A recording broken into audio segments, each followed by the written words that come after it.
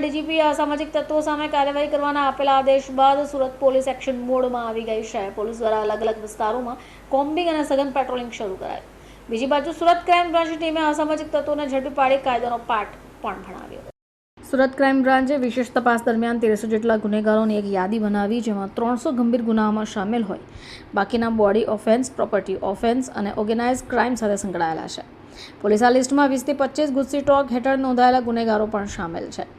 22 શખ્સોને Surat crime branch દ્વારા police station બોલાવવામાં આવ્યા, જ્યાં તેમને કાન પકડી બેસી જવાની ફરજ પાડી. આ શખ્સોની વારંવાર પૂછપરછ પણ થઈ. તેમના વિરુદ્ધ કડક કાર્યવાહી કરવામાં આવશે એવી સ્પષ્ટ પણ કહેવાઈ ગયું છે. સુરત ક્રાઇમ બ્રાન્ચના ડીસીપી ભાવેશ રોજિયાએ જણાવ્યું કે ડીજીપી વિકાસ સહાય દ્વારા ગુજરાતભરની પોલીસને 100 કલાકની અંદર ટાર્ગેટ અપાયો છે. અસામાજિક તત્વો, body offence, organise crime, property ઓફેન્સમાં સંડોવાયેલા ગુનેગારોની યાદી તૈયાર કરવા અને તાત્કાલિક પગલાં ભરવા પણ જણાવાયું છે.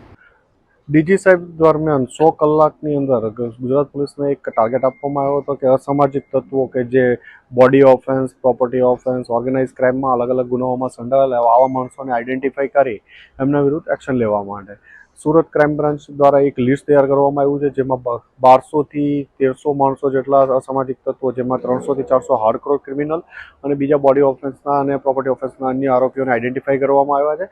એમાંથી આજ 20-22 આરોપીઓને અહીંયા લાવવામાં આવ્યા છે. એમની પૂછપરછ ચાલુ છે અને એમના વિરુદ્ધ એક્શન લેવાની કાર્યવાહી કરવામાં આવી છે. બ્યુરો રિપોર્ટ, ચેનલ આઈ વિટનેસ.